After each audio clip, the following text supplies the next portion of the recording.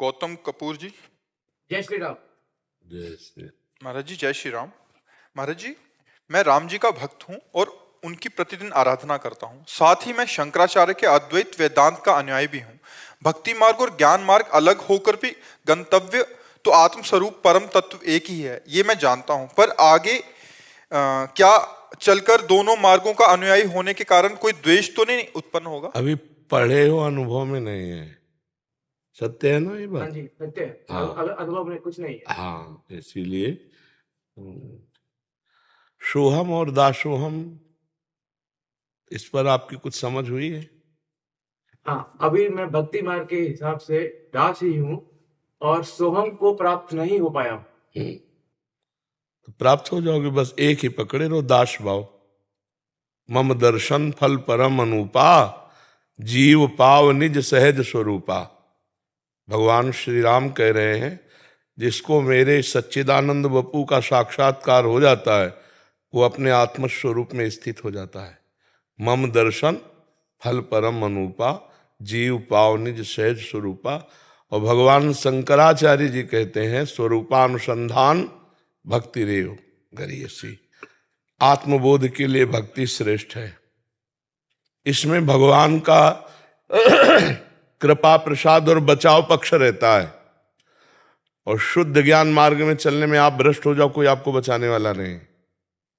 और गिरते हुए देर नहीं लगती। ज्ञान के पंथ कृपान के धारा, और परत खगेश लगे नहीं बारा। जो निर्विघ्न पंथ निर्भाई, सो कैवल्य परम पद लाई।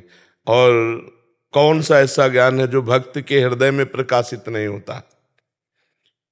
कौन सा ऐसा भक्त है जो ज्ञानी नहीं है, जो प्रेमी नहीं है?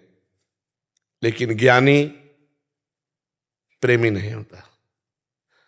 इस रूप में भगवान की दास्ता में उसको प्रेम नहीं, क्योंकि अगर वो द्वैत स्वीकार करता है तो उसका ज्ञान ही सिद्ध नहीं होगा। जो राम है सब में रमा है वही मैं हूं, जो कृष्ण है सबका आकर्षण वही मैं हूं, जो परमात्मा है परब्रह्म है आत्मा है वही मैं हूं। समझ रहे ना? उसमें द्वैत, तो किसको प्रणाम, किसकी सेवा, किसको नमस्कार? जब दूसरा है नहीं तो फिर किसको नमस्कार, किसको प्रणाम, किसकी गाथा? अपने आत्मस्वरूप में अपने रमण करने वाला आत्मज्ञानी मैत्र करुण, ये दो उसके स्वभाव में नहीं होते। और भक्त जो होता है उसमें मैत्र करुण है वचा, क्योंकि उसमें मैत्री होती है। नाते नेह राम के मनियत सुहृद सुसेव्य जहां लो, करुणा होती है इसमें। लेकिन जो ज्ञान मार्ग है उसमें सफल होना बहुत कठिन है, क्योंकि ज्ञान मार्ग के जो साधन है उनको समझिए। पहला है विवेक, सत और असत का निर्णय करने वाला विवेक। दूसरा है वैराग्य, लोक परलोक के समस्त भोगों से वैराग्य। तीसरा है सठ संपत्ति, शम इंद्रियों का विजयी, दम मन को खींचकर विषयों से हटाकर स्वरूप में स्थित करने के लिए बिल्कुल अचंचल निर्विकार, दम मन का दमन कर देना। तितिक्षा घोर सहनशील, सर्दी गर्मी बरसात मान अपमान किसी भी द्वंद्व में तनिक भी विचलित ना होना। समाधान, लक्ष्य में बिल्कुल स्थित। और मुमुक्षुता, ऐसी श्रद्धा प्रबल की जो शास्त्र संत कह रहे हैं यथाक्षर। और मुमुक्षुता, अब बस जिया नहीं जा रहा, मुझे ब्रह्मबोध चाहिए। ये जब साधन चतुष्टय सठ संपत्ति के साथ होते हैं तब ज्ञान मार्ग का साधक होता है। और फिर समस्त इंद्रियों में देवता आकर के बैठते हैं जो हैं। इंद्री द्वार झरोखर नाना, बैठे देवता करी कर थाना। आवत देखे विषय बयारी, तुरते देख की वाड़ उघारी। विषय भोग की प्रियता कभी ज्ञानी नहीं बनने देती। जो इससे ऊपर उठ गया तो फिर रिद्ध सिद्ध पेरे बहु आई, बुद्धि लोभ दिखावे भाई। होय बुद्धि जो परम सयानी, तीन तन चितय नानहित जानी। रिद्धियों सिद्धियों को भी जो क्रॉस कर गया, अब वो आगे जाकर अपने स्वरूप में स्थित होता है। बहुत कठिन है। और जो ज्ञान मार्ग से कठिन, भक्ति में बहुत सरल है। कैसे? इसमें भगवान का सपोर्ट रहता है और इसमें दैन्यता रहती है। अगर उससे कोई चूक होने वाली होती है तो करो सदा तिनके रखवारी, जिम बालक राखे मातारी। भगवान उसकी रक्षा करते हैं और हर बात उसके अंदर होती है। ज्ञान भी होता है, वैराग्य भी होता है, भक्ति भी होती है, सब कुछ होता है। समझ रहे हो आप? महाराज जी, भक्ति मार्ग मैं समझता हूँ कि ट्रेन का इंजन है और ज्ञान मार्ग पीछे पीछे लगे डब्बे हैं। ज्ञान मार्ग में ही जाएगी तो सिर्फ नीरसता रहती है, भक्ति मार्ग साथ में रस देता है, उससे ही प्रपल्शन होती है। ऐसा ही है। नीरसता तो इस कोटि की नहीं रहती, सरसता तो रहती है, क्योंकि वो भी ब्रह्म रस है, आत्मानंद है, अखंडानंद है, विज्ञानाघनानंद है, पर एक सीमा तक रहती है। ये असीम है, वो सीमित है। रस तो है, क्योंकि जितना भी आनंद है वो हमारे स्वरूप में ही है। हमारी जो आत्मा है ना, वो आनंद स्वरूप है। अभी हम देह भाव में फंसे हैं। आत्मानंद में आएंगे तो अखंडानंद होंगे। लेकिन जो सबकी आत्मा है, समझ रहे हो ना, जो आत्मा की आत्मा है वो परमात्मा, उसको जब हम अपने गुरु के रूप में, इष्ट के रूप में चयन करते हैं तो विशेष प्यार होता है, विशेष सुख मिलता है। इसीलिए जो प्रेम है ये सूक्ष्मतरम अनुभव स्वरूपम प्रक्षण वर्धमानम। अगर आत्मज्ञान हो गया, आत्म प्रेमी नहीं तो कुछ नहीं है। आत्मरति चाहिए, आत्म प्रेमी चाहिए। आत्मज्ञानी लाखों में कोई एक होता है, लेकिन लाखों आत्मज्ञानियों में कोई एक आत्म प्रेमी होता है। ऐसे भगवत प्रेमी तो और ही बिरला है। बड़े बड़े ज्ञानियों के चित्त में क्षोभ उत्पन्न कर दिया भगवान के रूप ने। परमहंस श्री सुखदेव जी महाराज को एक श्लोक, बर्हापीडम नटवर बपुः कर्णयो कर्णिकारम विभ्रदवासा कनक कपिशम वैजयंतीम चमालाम रंध्रान वेणु रधर सुधया पूरेन गोप। ये जो रूप आया ना, तो ब्रह्मानंद फीका लगने लगा और भगवान के रस भरे 18,000 श्लोक कंठस्थ किए। और वो जब उनके गुरु जानते कौन है? परमहंस सुखदेव जी के जनक जी। और जनक जी जब राम जी के किशोर रूप को देखते हैं तो कहते हैं, इन्हीं विलोकत अति अनुरागा बरबस ब्रह्म सुखई मन त्यागा। विश्वामित्र जी महाज्ञानी है ना, विश्वामित्र महामुनि ज्ञानी, उनसे इशारे से पूछ रहे हैं कि ये क्या? सहज विराग रूप मन मोरा, शब्द स्पर्श रूप रस गंध विजयी मेरा मन। आज इस रूप में ब्रह्मानंद का त्याग करके आसक्त हो रहा है, ये क्या हो रहा है? क्या वो सच्चिदानंद परब्रह्म परमात्मा? तो विश्वामित्र जी हाँ कह के बोलने ही वाले थे कि रामचंद्र जी भगवान ने देखा कि प्रभु, तो उनका हाँ दशरथ जी के पुत्र हैं, हमारी यज्ञ रक्षा के लिए आए हुए हैं, ये ऐसे ही है। ऐसा ज्ञानियों में शिरोमणि जनक जी के स्वयं वचन है कि इन्हीं विलोकत अति अनुरागा बरबस ब्रह्म सुखई मन त्यागा।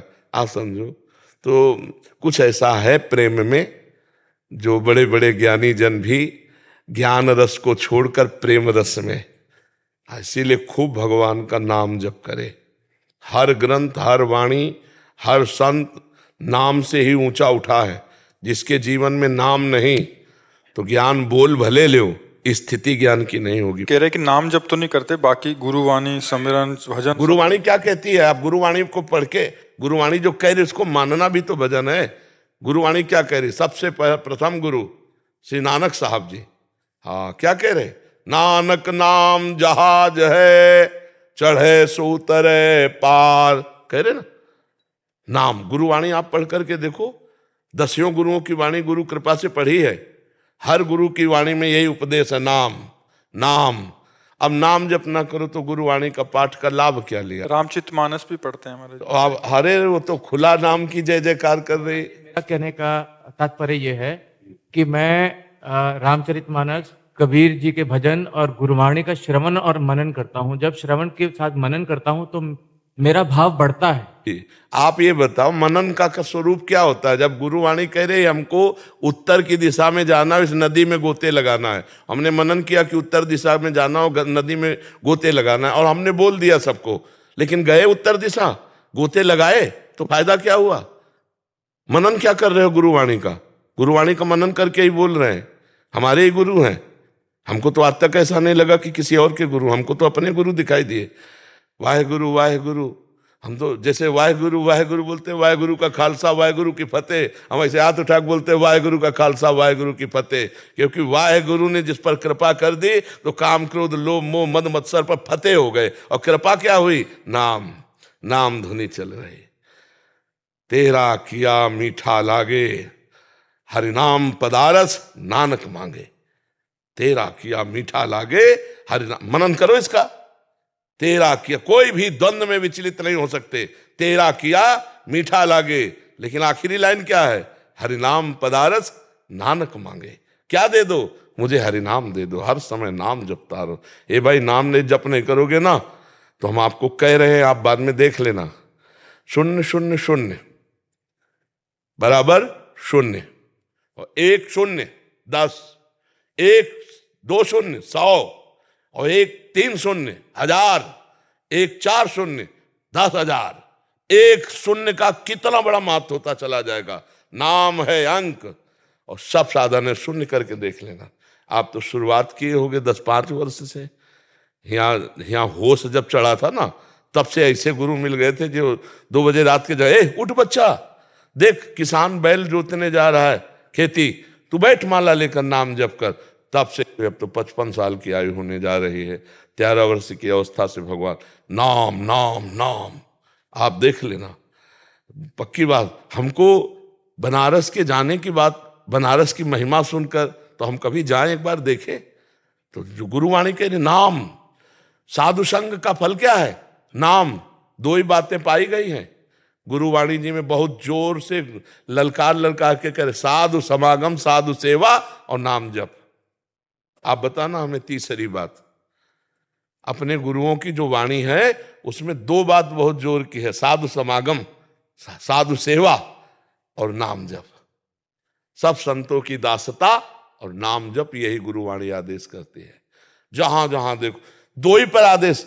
देखो इतना तक कह दिया कि तुम मान लो भगवान के श्री विग्रह की पूजा कर रहे हो और नाम जप नहीं चल रहा, मंदिर में तुम भगवान मान रहे हो, बाहर किसी का अपमान कर रहे हो, कुछ नहीं होने वाला। गुरुवाणी जी नहीं मानती। गुरुवाणी जी इस बात को नहीं मानती कि तुम मंदिर के भगवान को पूजो और बाहर भगवान जो सब में उनका अपमान करो, कुछ नहीं होने वाला। सब में परमात्मा विराजमान है, वो तुम्हारे में भी विराजमान है। यही अनुभव करने के लिए संतों का संग करो, नाम जप करो। अब देखो गुरुवाणी जी यही कहती है ना। रामचरितमानस क्या कहती है? यही 2 बातें पकड़ लो। मोरे मन प्रभु से विश्वासा, राम ते अधिक राम कर दासा, और कलयुग केवल नाम आधारा, सुमिर सुमिर नर उतरे पारा। पूरा सारा का सारा उपदेश इसी में, हम पूरा जीवन देखा इसी में। नाम जप, श्वास नाम 2 बिलक चलत है, इनको भेद नमो को भावे। श्वास ही नाम, नाम ही श्वासा, नाम श्वास को भेद मिटावे। तब तो बहादुरी है। लगा के देखो मन नाम में। अभी कुछ दिनों के पहले उस मल नष्ट करेगा, पाप की प्रवृत्ति नष्ट करेगा, फिर आनंद छा जाएगा, फिर आनंद छा जाएगा। इसलिए हमारी प्रार्थना है, बाहरी सूरवीर तो हो ही, आंतरिक सूरवीर भी बनो। अंदर के शत्रुओं को बंदूक से नहीं पछाड़ा जाता, विवेक से पछाड़ा जाता है। बाहर को तो गोली मार सकते हो, अंदर को नहीं मार। अंदर तो गुरु की बोली मारेगी, अंदर के शत्रु को गुरु की बोली मारेगी, और बाहर तुम्हारी गोली मारेगी। तो अंदर की गोली हमारे को गुरु ने दी है, नाम। जो राम राम हरि हरि कृष्ण कृष्ण राधा राधा, वो माला चले, बस फिर पार हो गए। हमारी बात समझ में आ रही? कोई संशय?